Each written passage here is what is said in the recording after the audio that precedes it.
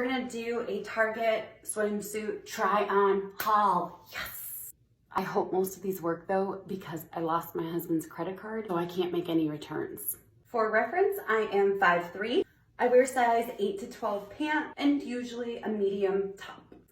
First up, we have the small floral print.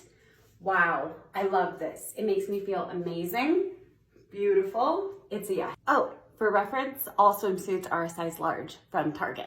Next up, we have this teal swimsuit. It's a little more revealing than I feel super comfortable with. It doesn't feel super flattering in this area where I do have like a mom stomach. It feels kind of fun, but I'd only feel cute with it if I was wearing like a wrap or a cover up. It's not my fave, but it's not my least fave. Next up, we have the bold floral print. I feel really fun and flirty in this one. My Marilyn Monroe. Why not, darling? Okay, this one feels very revealing, but also like I could run around in it. I like it, but I don't love it. It's probably the most modest of these so far.